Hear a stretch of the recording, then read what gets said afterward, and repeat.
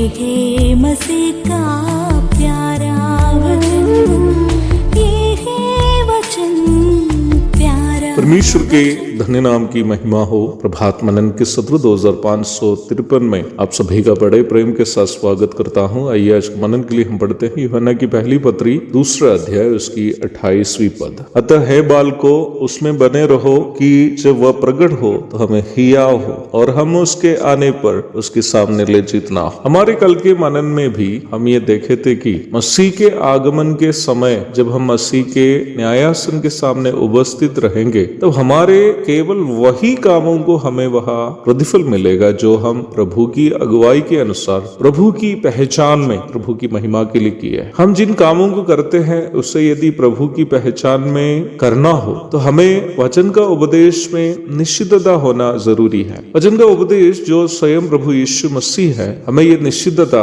देता है कि हम जो कार्य करते हैं वो प्रभु की अगुवाई के अनुसार प्रभु की पहचान में प्रभु की महिमा के लिए कर रहे हैं या नहीं। और यह निश्चितता जिसकी मदद से हमने इस संसार में जीवन बिताए हमें प्रभु की उपस्थिति में हिया अथवा कॉन्फिडेंस के साथ खड़े रहने में हमारी मदद करता है। हम अलग अलग कार्य जब करते हैं वो चाहे सेवा कार्य भी क्यों ना हो, हमारे अंदर तरह तरह के उद्देश्य रहते हैं। यदि कोई उद्देश्य नहीं है तो हम कुछ कर भी नहीं पाएंगे। कुछ काम केवल इस उद्देश्य से करते हैं जिससे संसार के हमारे जीवन अधिक सुविधाजनक हो, खाते में अधिक धन जमा हो जाए। फिर कुछ काम हम इस उद्देश्य से करते हैं जिससे हमें संसार में कुछ नाम मिले। फिर कुछ काम त्यागपूर्ण तरीके से भी हम करते हैं जिससे हमें दुनिया में बड़े पद मिले ताकि लोग हमारा सम्मान करें। जो भी हम अपनी संपत्ति बढ़ाने या नाम कमाने या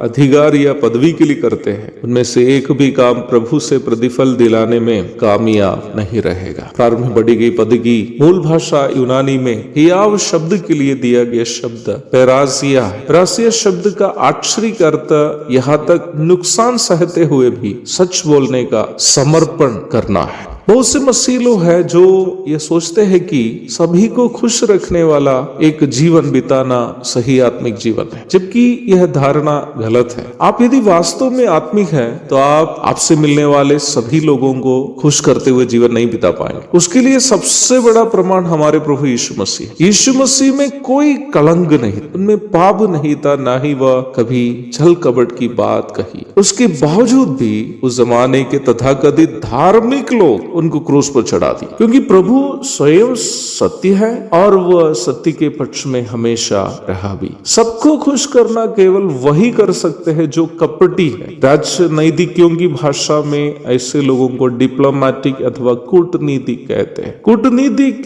व्यक्ति बन के जीने के लिए आपको समझौता करना पड़ेगा। यदि आप समझौता नहीं करते हैं तो नुकसान झेलना पड़ेगा। व्यक्तिगत लाभ के लिए उपदेश में समझौता करके उपदेश विरोधी संस्थाओं एवं समूहों से आर्थिक तथा अन्य लाभ कमाने वाले लोग वास्तव में इस प्रकार के कूटनीतिज्ञ हैं। यद्यपि ये लोग अपने आप को बड़ा चतुर क्यों न समझते हो, वर्तमान दुनिया में इनकी हालात नबी एलिशा के दास गेहजी की होगी और प्रभु की उपस्थिति में इन्हें लज्जित भी होना पड़ेगा। प्रभु से प्रेम करने वाले लोग दैनिक जीवन में भी और उपदेश में भी सत्यता बनाए रखने वाले होना चाहिए, चाहे उसके लिए नुकसान भी क्यों न उठाना पड़े, ताकि इस दुनिया में हम हियाव के साथ जी सके और प्रभु की उपस्थिति में हियाव के साथ खड़े भी रह सके।